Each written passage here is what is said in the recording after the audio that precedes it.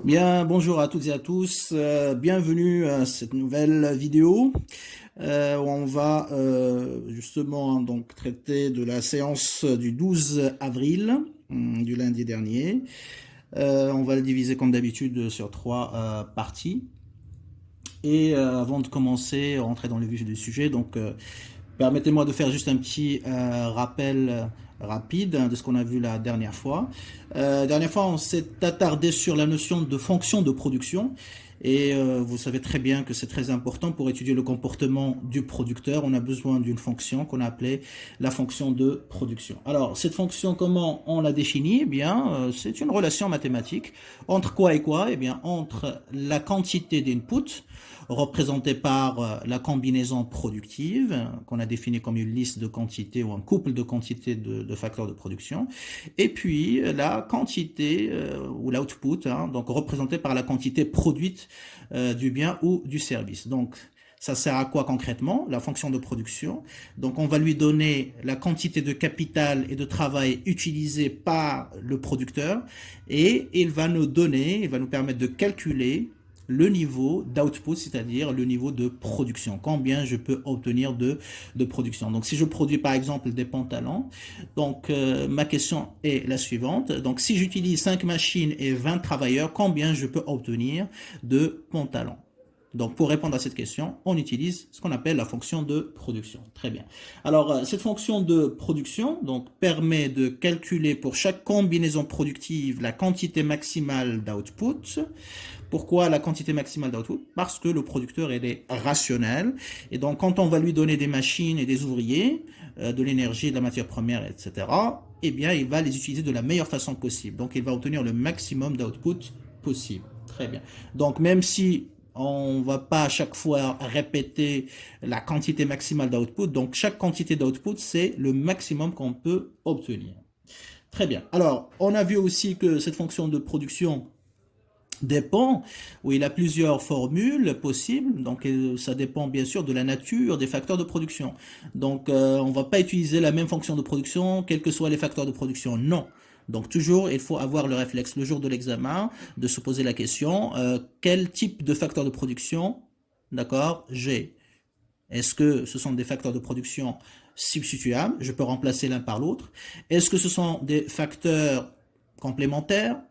Est-ce que je suis obligé d'utiliser les deux en même temps, ensemble et dans une proportion fixe?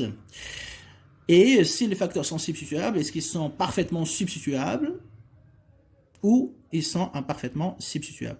Donc toujours il faut se poser ce genre de questions le jour de l'examen. Pourquoi? Parce que la fonction de production que vous allez utiliser, elle va être différente suivant la nature des facteurs de production. Très bien.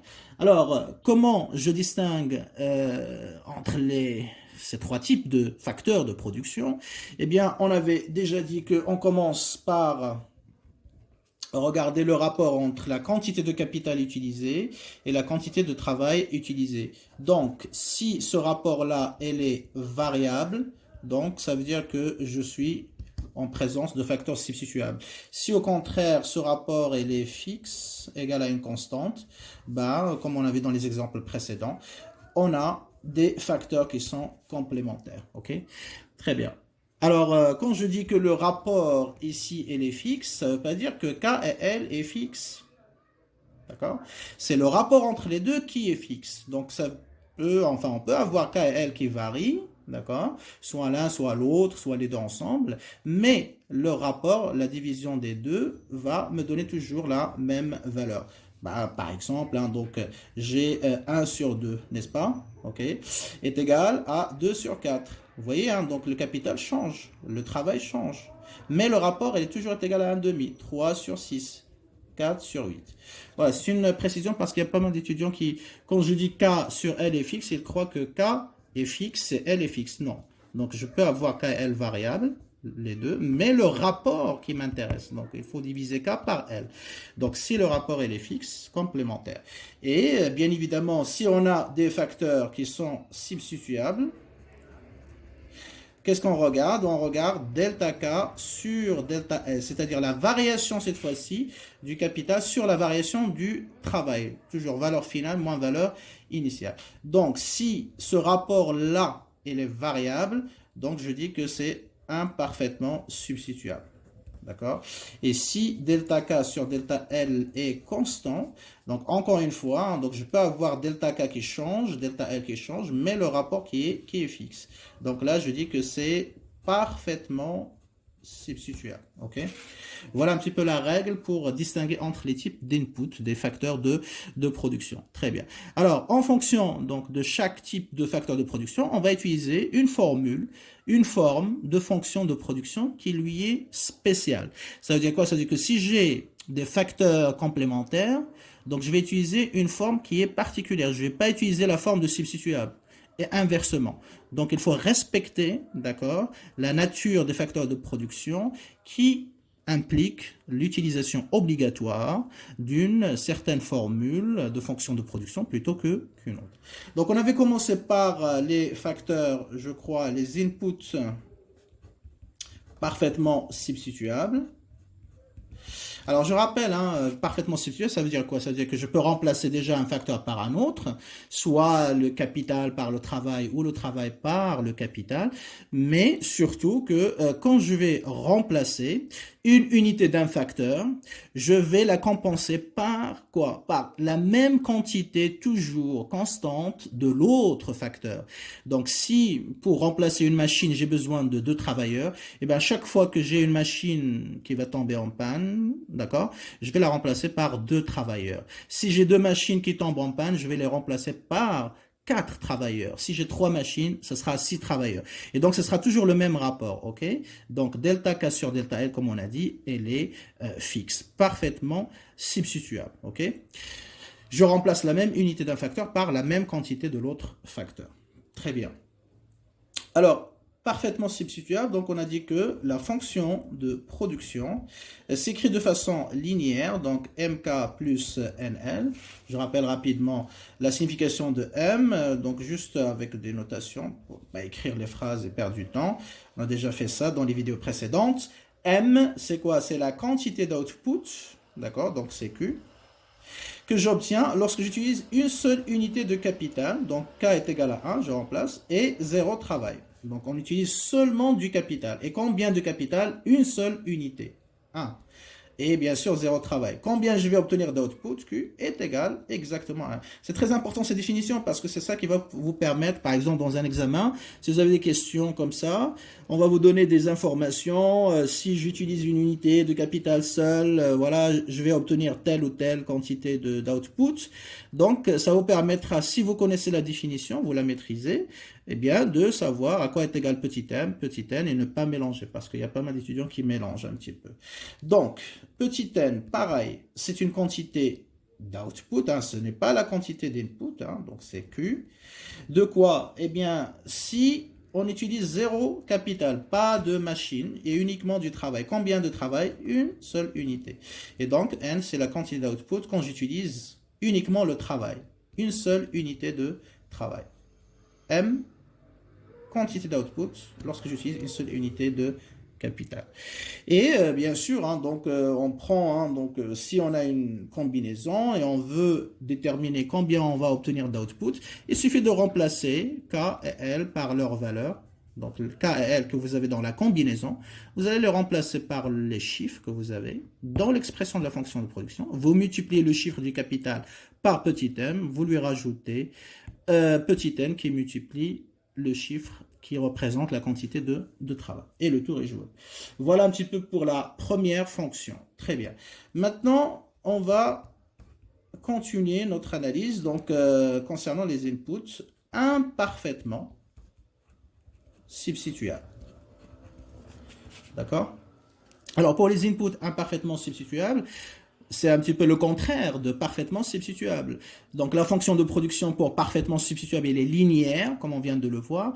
Donc forcément, le contraire de linéaire, c'est non linéaire. Donc il existe une relation non linéaire, d'accord, entre K, L, les quantités des facteurs utilisés, et l'output, et la quantité produite, c'est-à-dire Q.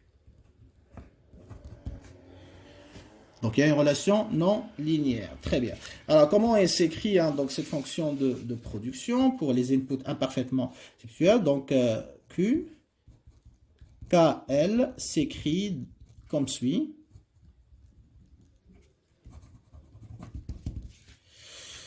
Très bien. Donc, c'est une fonction de type Cobb-Douglas. On va noter KL est égal à A, K à la puissance alpha, ok, et L à la puissance bêta. Donc, c'est ce qu'on appelle une fonction Cobb-Douglas. Cobb-Douglas, c'est les noms, d'accord, des économistes américains, donc qui ont élaboré cette fonction pour la première fois, d'accord. Donc, Cobb-Douglas. Donc, ce n'est pas un seul économiste, donc ce sont deux. On a mis juste les noms, d'accord. Donc, Cobb pour le premier et Douglas pour le deuxième. Alors, A, K à la puissance alpha, L à la puissance bêta. Donc, L et K, vous connaissez, ce sont les quantités des inputs. Maintenant, à quoi correspond A? C'est quoi la signification de grand A, de alpha et de bêta? Allons-y. Alors, A, qu'est-ce qu'elle désigne en fait? C'est ce qu'on appelle l'échelle de production. L'échelle de production, ça veut dire quoi exactement? Eh bien, l'échelle de production, c'est la quantité d'output. Donc, d'output, je rappelle encore, c'est la quantité du produit. Donc, ça peut être un bien ou un service, la quantité qu'on produit d'un bien ou d'un service. Donc, quantité d'output obtenue, d'accord, c'est la quantité d'output obtenue par le producteur, donc obtenue avec une unité de capital et une unité de travail. Donc, si je formalise ça mathématiquement, ça veut dire quoi? Bah, A, c'est la quantité d'output, donc Q. De quoi? Bah, lorsque j'utilise, ou le producteur utilise une unité de capital, par exemple une machine, d'accord? Donc, K est égal à 1. Et une unité de travail, L est égale à 1. Donc, c'est la quantité d'output de la combinaison 1, 1. A, grand A, c'est la quantité d'output de la combinaison 1, c'est-à-dire lorsque le producteur utilise une unité de chaque facteur. Voilà pour l'échelle de production. Ok, très bien. Alors, on continue. Le paramètre alpha. Alors, alpha, c'est ce qu'on appelle l'élasticité. L'élasticité de la production par rapport au capital, parce que alpha, vous voyez, donc c'est la puissance, l'exposant plutôt, si associé au capital. Donc c'est l'élasticité de la production par rapport à K, par rapport au capital. Ok. Donc on peut l'écrire comme suit. Alpha, c'est quoi? Eh bien, c'est l'élasticité de Q par rapport à K, par rapport au capital. Et on sait très bien la signification de l'élasticité, on l'a étudié au premier semestre. Donc ça mesure toujours la sensibilité d'une fonction par rapport à une variable. La fonction ici c'est quoi? C'est la quantité d'output et la variable ici c'est la quantité de capital. C'est-à-dire si je fais varier le capital de 1%, je me pose la question de combien va varier l'output, avec quel pourcentage. Donc pour déterminer ça, on calcule alpha. Donc c'est bien sûr delta Q sur Q, la variation relative de l'output sur la variation relative du capital. Mais disons la formule qu'on utilise souvent, donc c'est la dérivée de Q par rapport à K, ok, fois K sur Q, tout simplement. Ok, donc c'est ça la formule avec la dérivée qu'on avait vue dans le cas de variation continue. Très bien. Alors, donc c'est l'élasticité de la production par rapport au capital. On peut démontrer ça, donc je vais le démontrer pour alpha. Après, vous pourriez faire la démonstration vous-même pour bêta, lorsqu'on va donner sa définition, bien sûr. Très bien. Alors, donc si je pars de ça, je dois trouver ça. C'est ça l'objectif. Alors, donc je vais dériver de Q par rapport à K, ok, est égal à quoi? Ben, c'est la dérivée de A K à la puissance alpha, L à la puissance bêta, prime, par rapport à K, ok? Très bien, donc si je dérive par rapport à K, donc A c'est une constante, donc ça ne change pas, ben, je vais revenir ici pour avoir un peu plus d'espace. Donc ça fait alpha, n'est-ce pas? A, K à la puissance alpha moins 1, ben c'est comme petit n, d'accord? X à la puissance n, c'est n x à la puissance x' fois x à la puissance n moins 1, donc alpha moins 1. Et L à la puissance bêta ne change pas, d'accord? Voilà la dérivée de Q par rapport à K. Ensuite, je mets K, ou je calcule K sur Q, donc est égal à K qui divise à K à la puissance alpha, L à la puissance bêta, tout simplement. D'accord? Donc, je peux réécrire ça comme étant donc K qui est fois 1 sur toute cette expression-là. Donc, je vais mettre tout ça à la puissance moins 1. D'accord? Donc, ça fait K à la puissance, fois A à la puissance moins 1. K, ça devient K à la puissance moins alpha. Et L, bêta, ça devient L à la puissance moins bêta. Donc, on applique toujours la règle. 1 sur x à la puissance n, ça devient x à la puissance moins n. Donc, si n est positif, ça devient négatif. S'il est négatif, ça devient positif. Donc, ici, on a tout positif, tout devient négatif. Moins 1, moins alpha, moins bêta. Et après, je vais multiplier ça avec ça. Donc, dérivée de q par rapport à k fois k q sera égal, bien sûr, à alpha à k à la puissance alpha moins 1, n'est-ce pas, fois L à la puissance bêta, fois K, bien sûr, fois A à la puissance moins 1, ok, K à la puissance moins alpha, et puis L, j'essaie d'écrire un peu plus petit pour, voilà, L à la puissance moins bêta. Et après, on va essayer de simplifier, d'accord? Donc, A fois A moins 1, n'est-ce pas? Donc, je vais l'écrire ici. Donc, ça donne alpha, bien sûr. OK. A fois A à la puissance moins 1. K à la puissance alpha moins 1 fois K à la puissance, je dirais, ici j'ai K à la puissance 1 et ici j'ai moins alpha. Ça devient 1 moins alpha. Donc, je vais regrouper les deux en même temps. Et puis, bon, j'ai plus d'espace, je vais reprendre là, si vous me permettez. Donc, je vais reprendre toute la ligne, comme ça, vous aurez la continuité de la démonstration. Ok. Très bien. Donc, on a dit est égal à, voilà, c'est mieux que comme ça. Donc, alpha fois A à la puissance A moins 1, n'est-ce pas? K à la puissance alpha moins 1 fois K à la puissance 1 moins alpha. Et puis, il nous reste L, bien sûr. L, on a L à la puissance bêta fois L à la puissance moins bêta. Voilà l'expression que j'avais dans la ligne précédente. Ok, très bien. Donc, là, je vais simplifier. Alors, A fois A moins 1, bien sûr, c'est A à la puissance 0, donc c'est 1. Ici, alpha moins 1 fois A moins alpha, donc alpha moins 1 plus 1 moins alpha, donc c'est 0. K à la puissance 0, donc c'est 1. Et ici, pareil, bêta moins bêta, c'est 1, bien sûr. Donc, il nous reste. Donc, effectivement, alpha, c'est l'élasticité de la production par rapport au capital. Il mesure de combien va varier, d'accord? Donc, on va écrire, donc ici, mesure de combien varie la quantité d'output, donc la quantité d'output Q, si K varie de 1%. C'est très important, on utilise les pourcentages, on l'a déjà expliqué au premier semestre. Donc, si K varie de 1%, de combien va varier l'output? Voilà pour alpha. Très bien. Alors, bêta, bêta, c'est l'élasticité de l'output, ou la quantité d'output, par rapport au travail, l'autre facteur. Donc, on note bêta, c'est l'élasticité de Q par rapport à L, tout simplement. Okay. Donc, c'est delta Q sur Q, la variation relative de la quantité d'output, okay, par rapport à la variation relative du travail. Et c'est aussi dérivée de Q par rapport à L fois L sur Q, bien sûr. Okay.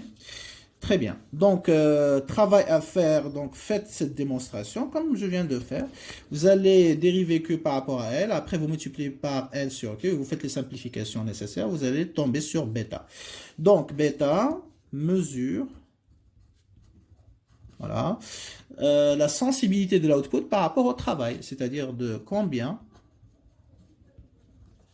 variera l'output, n'est-ce pas, la quantité produite, Q, suite à une variation de L, le travail, de 1%. Toujours la même interprétation, ok?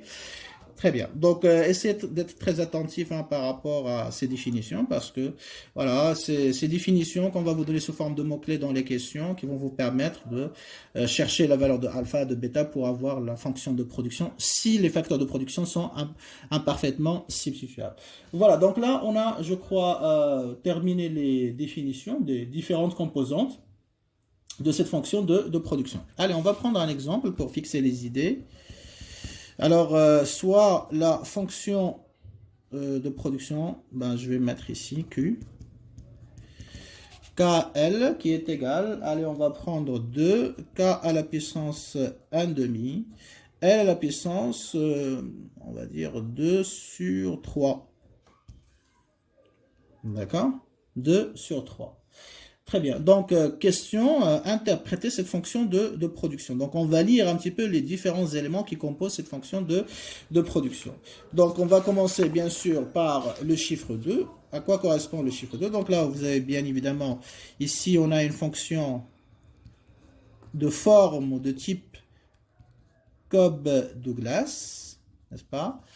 Vous voyez, hein, donc on a 2, c'est A. Ici, c'est K à la puissance alpha. Et ici, c'est L à la puissance bêta. Donc, je vais interpréter. Alors, 2, c'est A. Donc, c'est l'échelle. Je vais un petit peu... Voilà.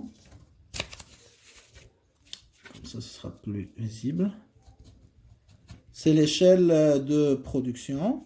Ça veut dire quoi? Ça veut dire que 2, c'est quoi? C'est la quantité d'output obtenu par le producteur s'il utilise une unité de chaque facteur.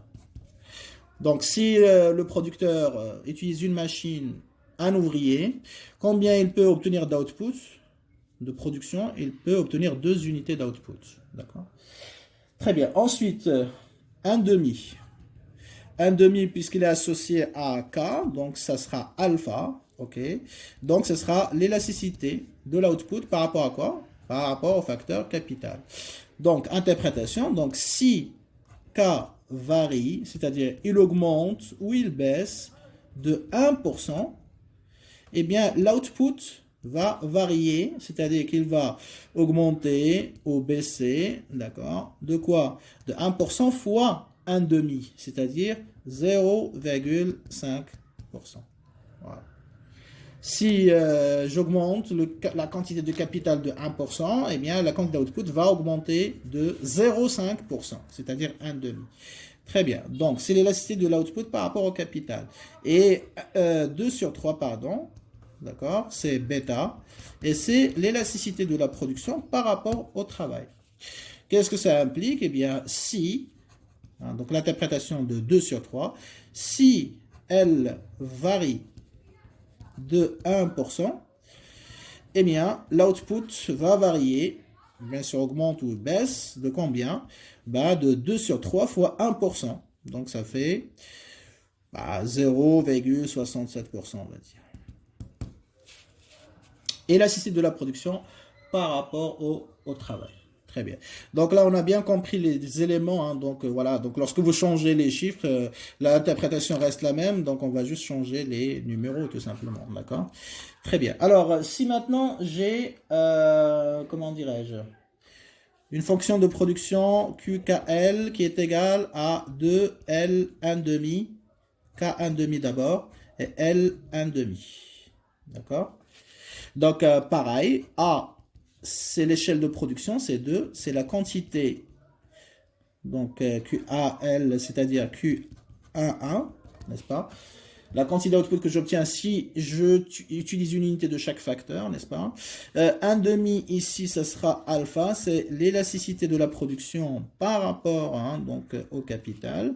Et 1/2, pareil, ça sera bêta, élasticité de Q par rapport à L. Okay. Et on peut continuer comme ça. Vous voyez, donc c'est la même interprétation, juste on change les chiffres. Si le capital ici change, varie de 1%, eh bien la production va augmenter, on va varier de 0,5%. Pareil ici, si le travail varie de 1%, la production va varier de 1%, et ainsi de suite. Très bien. Alors imaginons qu'on a la combinaison suivante, 9, 4.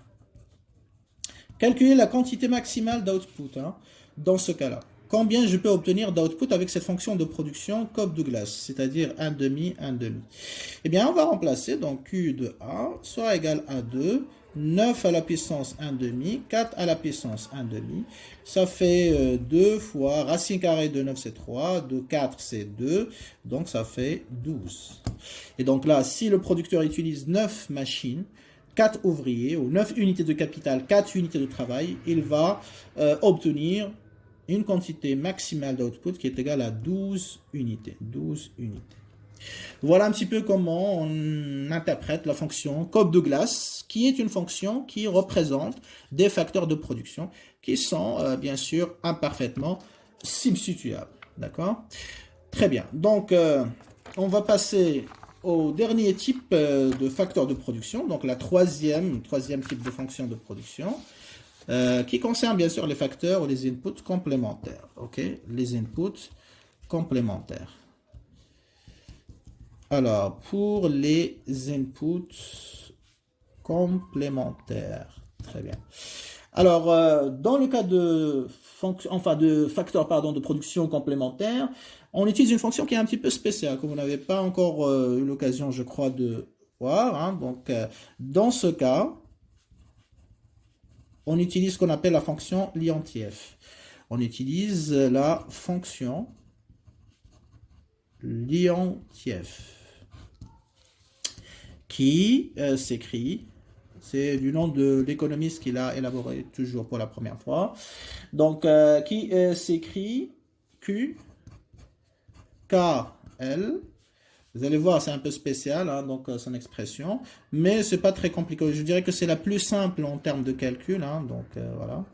Donc c'est min, donc min, ça veut dire minimum, donc on écrit juste min, minimum, donc min, de quoi? De K, quantité de capital sur petit a, on va donner la signification, et L, quantité de travail, qui divise L sur B. Donc c'est le minimum des deux rapports là qu'on a, K sur A, L sur B. D'accord? Alors, on va expliquer justement la signification de petit a d'abord. KL, vous connaissez, bien sûr. Petit b, voilà. K sur A, qu'est-ce que ça signifie? L sur B.